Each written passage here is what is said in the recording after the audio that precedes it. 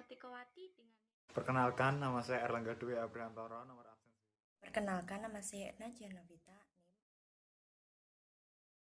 Menjelaskan mengenai pengembangan sumber daya manusia atau yang sering kita sebut human resource development, seperti itu. Jadi pengembangan sumber daya manusia itu meliputi apa saja sih? Yang pertama adalah pelatihan karyawan, yang kedua adalah pendidikan karyawan. Apa perbedaannya antara keduanya itu? Jadi kalau pelatihan karyawan itu digunakan untuk karyawan yang masih kurang terampil, sedangkan kalau untuk pendidikan karyawan itu digunakan untuk karyawan yang masih kurang pengetahuannya, harus menimba ilmu lagi, seperti itu. Nah, apa sih tujuan adanya pengembangan sumber daya manusia? Yaitu untuk meningkatkan kemampuan SDM dalam manusia itu dalam membantu tercapainya tujuan organisasi. Jadi ketika manusia itu udah ke-improve kemampuannya, keterampilannya, itu sangat membantu banget dalam perusahaan organisasi mencapai tujuannya. Lalu dalam pengembangan sumber daya manusia itu meliputi biaya yang menurut saya relatif besar sih. Yang kedua adalah tingkat produktivitas yang perusahaan yang lebih baik pastinya berimbas pada itu efek positifnya jika ada pengembangan sumber daya manusia. Sedangkan tingkat turnovernya berpengaruh. Sedangkan absensi karyawan tuh menjadi lebih rendah. Jadi tingkat kedisiplinan tanggung jawabnya tuh meningkat. Jadi karyawan lebih mengambil sikap lebih dewasa, lebih disiplin dan bekerja, tidak malas-malasan seperti itu. Lalu adanya tercipta stabilitasnya. Stabilitas yang bisa maju sini itu seperti ini digunakan, pengembangan SDM itu digunakan untuk agar perusahaan itu tidak mengalami penurunan, melainkan bisa mencapai kestabilan bahkan mengalami peningkatan dalam hal segi apapun yang dibutuhkan perusahaan. Lalu fleksibilitasnya apa tuh? Untuk menyesuaikan diri dengan lingkungan yang selalu berubah-ubah. Yang kedua, saya akan menjelaskan tentang pelatihan sumber daya manusia. Jadi apa tuh pelatihan SDM?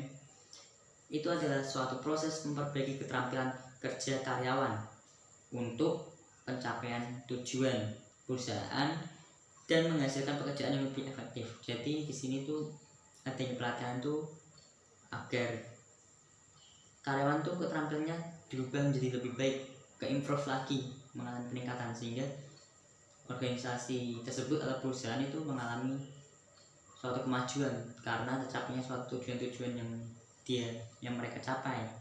Lalu pekerjaannya jadi lebih enak lah, efektif seperti itu. Apa saja sih fungsinya? Yang pertama, memperbaiki keterampilan kerja itu sudah pasti. Adanya pelatihan itu pasti keterampilan kerja akan berubah menjadi lebih baik.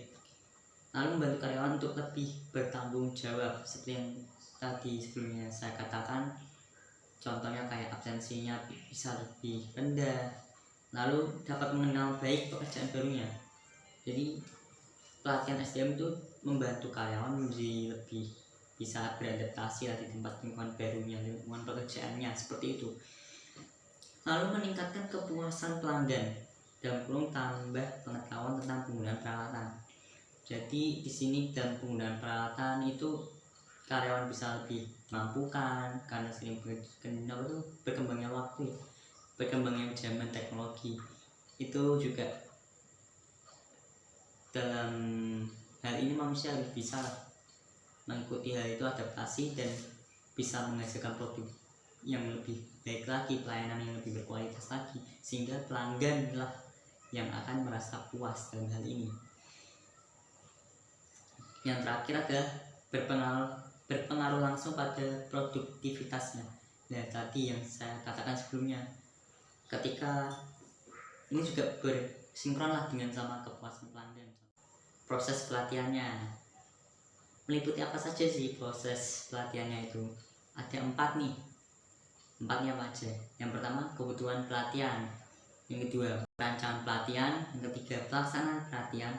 Dan yang keempat, penilaian pelatihan. Nah, ayo kita kupas sedikit demi sedikit melalui proses ini. Ya, untuk prosesnya itu, kebutuhan pelatihan itu terdiri dari 3 analisis. Analisis organisasionalnya, analisis pekerjaannya, dan individualnya. Jadi 3 aspek itu, dari segi perusahaannya apa dianalisis, lalu pekerjaannya yang ada di perusahaan itu per bagian itu dianalisis, juga kekurangannya apa, lalu individualnya apa. Ketika di situ ada suatu masalah apapun dari segi organisasi, pekerjaan maupun individual, di situ perusahaan harus bisa menciptakan suatu pelatihan. Itulah asal mulanya kebutuhan pelatihan, karena ada suatu masalah yang harus kita selesaikan, harus diperbaiki di dalam perusahaan tersebut. Sedangkan tahap kedua adalah perancangan pelatihan. Nah, di sini itu meliputi apa aja sih? Tentunya kesiapan peserta dalam merancang pelatihan ini. Kita misalnya perusahaan A ingin merancang pelatihan, itu kita lihat dulu kesiapan peserta itu siapa apa enggak dalam melakukan pelatihan nantinya. Yang kedua, kemampuan pelatih. Jadi perusahaan membutuhkan pelatih yang berkualitas, yang mampu memberikan paparan materi yang cocok, yang bisa lah membuat karyawan itu yang dilatih menjadi lebih baik lagi. Kemampuan pelatih itu sangat penting dalam pelatihan. Lalu pelatih itu bisa dicari di dalam maupun di luar, tergantung perusahaan kondisinya seperti apa. Kalau di luar sih efeknya emang pasti membutuhkan biaya lebih besar ketimbang di dalam, pasti. Saya tergantung perusahaannya sih. Lalu yang ketiga adalah materi pelatihan. Nah, ini juga penting juga, selain pelatihnya, materinya. Kita butuh materi yang cocok untuk karyawan-karyawan tersebut. Jadi materi yang mampulah berhubungan sama masalah yang ada di perusahaan, sehingga materi itu cocok untuk diberikan dan mampu bisa diimplementasikan dan bisa karyawan tuh melakukan dengan baik sesuai dengan yang diajarkan, sehingga perusahaan tuh mampu menyelesaikan masalah tersebut, seperti itu. Ya, yang ketiga ini pelaksanaan pelatihan. Habis dirancang pelatihannya, ya lakukan pelatihan. Lalu habis pelaksanaan pelatihan itu ada penilaian pelatihan. Ini tahap sesudah pelatihan. Ketika pelatihan sudah selesai, itu bukan berarti kita tuh udah benar-benar selesai gitu. Jadi kita menilai karyawannya dari segi ini tuh, dia bekerjanya nanti sudah lebih baik apa tidak. Jika masih kurang memuaskan seperti itu, belum memberi dampak yang signifikan untuk perusahaan jadi lebih baik, maka harus diadakan latihan lagi. Jika karyawan mampu berkembang lebih baik, mampu bisa bekerja lebih efektif, lebih berkualitas lagi, lebih baik dari sebelumnya, lebih disiplin lagi, tanggung jawab lagi, maka perusahaan pasti efeknya lebih maju dong. Lebih, misalnya contohnya menghasilkan produktivitas yang baik, mampu pelayanan yang lebih baik lagi, sehingga tidak perlu lagi pelatihan. Itu sudah dianggap keberhasilan. Itulah yang akan membentuk sebuah siklus lah, antara kebutuhan, perancangan pelatihan, dan pelaksanaan pelatihan, serta penilaian pelatihan. Tergantung hasil akhirnya nanti, masih positif apa negatif. Kalau negatif masih latihan lagi, kalau positif udah pertahankan, benar lebih baikkan lagi. Nah, Kemudian kita akan membahas tentang jenjang pelatihan. Sangatlah penting dilakukan dengan berbagai pertimbangan dalam melakukan penilaian sebelum pelatihan dimulai. Ada 4 tingkat pelatihan. Atas pelatihan antara lain reaksi, pembelajaran, perilaku, dan hasil penelitian. Langsung saja yang pertama, reaksi. Pada tingkat ini Penilaian atas pelatihan dilakukan untuk melihat reaksi peserta latihan, bagaimana mereka menyikapi pekerjaannya. Kemudian yang kedua, pembelajaran. Pada tingkat pembelajaran akan dinilai seberapa baik peserta pelatihan memahami konsep atau teori-teori materi latihan. Kemudian perilaku. Penilaian tingkat bertujuan untuk mengukur kinerja peserta latihan dalam melaksanakan tugasnya. Selanjutnya adalah metode-metode pelatihan. Yang pertama adalah metode on the job training. Dalam on the job training ini merupakan metode yang paling banyak digunakan oleh perusahaan-perusahaan dalam melatih tenaga kerjanya. Para karyawan mempelajari pekerjaannya sambil mengerjakannya langsung. Antara lain adalah rotasi pekerjaan atau job rotation, penugasan yang direncanakan, kemudian pembimbingan. Kemudian yang kedua, metode of the job training. Nah, metode of the job training ini dilaksanakan di mana karyawan dalam keadaan tidak bekerja dengan tujuan agar terpusat pada kegiatan pelatihan saja. Nah, ini bisa dilakukan di luar pekerjaan, di luar kantor dengan trainernya juga dari luar. Adapun jenis contohnya yaitu business gamer, Ventisuble School, atau case study. Ada pemindahan tenaga kerja atau transfer, pergantian pekerjaan yang selama ini dikerjakan oleh tenaga kerja ke pekerjaan yang lain. Ada dua jenis, promosi pekerjaan atau mutasi. Yang pertama, promosi pekerjaan atau job promotion adalah pemindahan pekerjaan dari suatu pekerjaan ke pekerjaan yang lebih tinggi, atau dikenal dengan istilah kenaikan pekerjaan. Promosi pekerjaan selalu diikuti oleh penyesuaian kompetensi, baik melalui dasar senioritas maupun kecakapan kerja. Kemudian yang kedua adalah mutasi. Mutasi yaitu perpindahan pekerjaan dari suatu pekerjaan ke pekerjaan yang lain untuk penyegaran kerja. Nah, di dalam mutasi ini sendiri terdapat demosi atau penurunan pekerjaan, yaitu salah satu bentuk hukuman kepada karyawan yang dinilai kurang cakap pada posisi suatu pekerjaan. Manajemen berfungsi untuk meningkatkan kemampuan teknis tentang pekerjaannya yang dapat meningkatkan produktivitas. Pekerja eksekutif bertugas merencanakan, mengorganisasikan, mengarahkan, dan mengendalikan sesuatu yang berhubungan dengan organisasi. Dapat dikatakan tidak terbatas, kompleks, dan mengalami perubahan untuk pengembangan dengan diperlukannya kombinasi antara pengalaman, keterampilan, dan pendidikan. Teknik-teknik pengembangan manajemen. Ada dua teknik, yaitu dalam perusahaan dan luar perusahaan. Dalam perusahaan ada rotasi pekerjaan. Kelebihannya yaitu semua karyawan dapat mengetahui semua bidang. Kelemahannya yaitu biaya relatif tinggi dan memerlukan waktu yang lama. Yang kedua, bimbingan. Pelatihan kepemimpinan yang akan menciptakan pemimpin baru dengan tidak susah payah untuk mencarinya jika diperlukan. Yang ketiga, Dewan Junior untuk memberikan pengalaman analisis dan menyusun kebijaksanaan. Yang keempat, praktek langsung untuk memperoleh hasil kerja tim dengan berdiskusi dengan waktu yang ditentukan, biasanya seminggu sekali. Yang kedua, luar perusahaan. Yang pertama, studi kasus, yaitu menyampaikan beberapa permasalahan dan solusinya untuk memberikan pengalaman secara nyata. Yang kedua, permainan manajemen untuk memberikan pelatihan, menentukan tujuan dan strategi untuk mengambil keputusan. Yang ketiga, metode seminar, yaitu untuk menambah relevan, pengalaman, dan wawasan. Yang keempat, program-program universitas diadakan oleh kampus-kampus tertentu untuk dimanfaatkan oleh para manajer. Yang kelima, permainan peran untuk melatih memiliki tanggung jawab dan peran dalam perusahaan.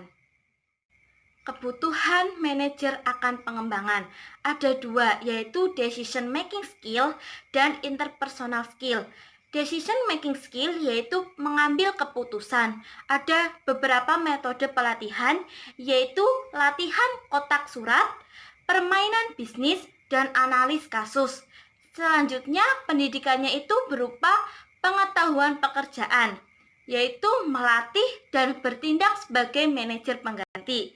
Selanjutnya interpersonal skill atau keterampilan antar pribadi. Ada beberapa metode pelatihan. Yang pertama, permainan peran. Yang kedua, pemodelan perilaku. Yang ketiga, pelatihan kepekaan. Yang keempat, analisis transaction. Dan yang kelima, wawancara tersusun. Pendidikannya yaitu pengetahuan organisasi, rotasi organisasi, dan manajemen ganda. Organisasi berfungsi sebagai wadah dan proses untuk mengubah input menjadi output dan untuk mengubah sistem dalam organisasi untuk memecahkan permasalahan yang dihadapi suatu organisasi. Pengembangan organisasi. Yang pertama yaitu melakukan identifikasi dan rumusan masalah, kemudian mengumpulkan informasi, kemudian mengolah dan menganalisis informasi, kemudian implementasi pengembangan organisasi, dan yang terakhir yaitu melakukan evaluasi. Metode pengembangan organisasi. Yang pertama, sensitivity training atau pelatihan kepekaan dilakukan dengan mengirimkan individu-individu secara terpisah ke suatu tempat pertemuan pelatihan kepekaan.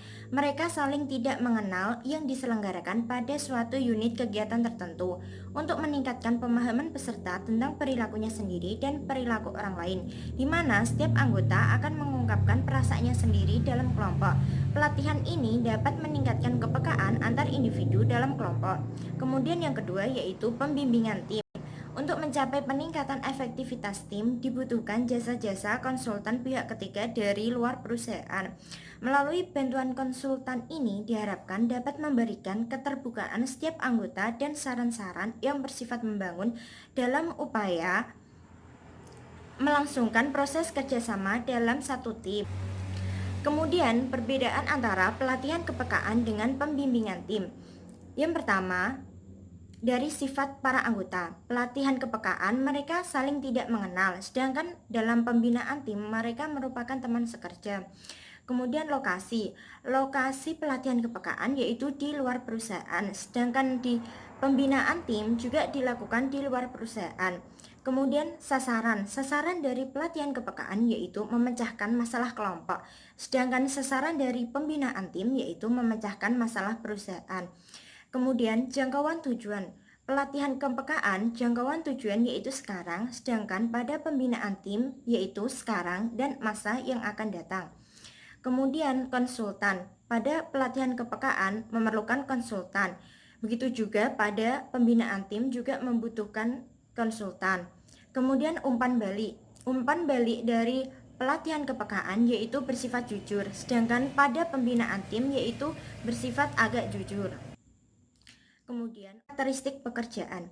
Tetapi survei seperti ini dapat diubah menjadi strategi pengembangan organisasi yang digunakan untuk memperjelas permasalahan yang berkaitan dengan rendahnya moral.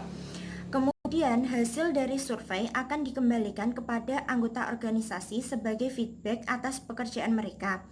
Permasalahan ini akan dipecahkan berkaitan dengan sistem penggajian, gaya kepemimpinan, proses komunikasi, karir, dan lain sebagainya yang membuat para anggota merasa tidak puas atas pekerjaannya.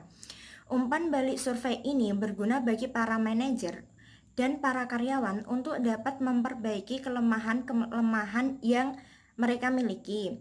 Kemudian yang kedua yaitu perencanaan dan pengembangan karir. Organisasi memiliki pengaruh besar dalam karir para anggotanya melalui fungsi manajemen sumber daya manusia, untuk merealisasikan tujuan karirnya di masa yang akan datang. Manajemen karir sebagai proses untuk membantu karyawan agar dapat mengembangkan bakat dan potensi pengetahuan dan keterampilan yang dimiliki untuk dapat dimanfaatkan baik dalam maupun setelah keluar dari perusahaan nantinya. Kemudian tujuan karir. Tujuan karir adalah sasaran yang ditempuh karyawan melalui jalur yang dipilih berdasarkan keterampilan dan kemampuan yang dimiliki karyawan tersebut. Kemudian ada perencanaan karir. Perencanaan karir adalah proses dengan penuh pertimbangan atas minat, pengetahuan, dan keterampilan yang dimiliki karyawan berkaitan dengan informasi tentang kesempatan pilihan dan mengidentifikasikan tujuan karir yang akan diraih di masa yang akan datang. Kemudian pengembangan karir. Pengembangan karir adalah serangkaian aktivitas yang mengarah pada penjajakan dan pemantapan karir seseorang untuk mempermudah pencapaian tujuan karir di masa akan datang. Kemudian ada jalur karir. Jalur karir adalah jalan yang harus ditempuh seseorang untuk mencapai tujuan karir. Kemudian ada proses pencapaian tujuan akhir. Dalam proses ini yang pertama yaitu melakukan perencanaan karir. Perencanaan karir ini untuk melakukan tujuan karir. Dalam perencanaan karir ini, demi mendapatkan tujuan karir ini diperlukan jalur karir. Sedangkan pada jalur karir dilakukan pengembangan karir.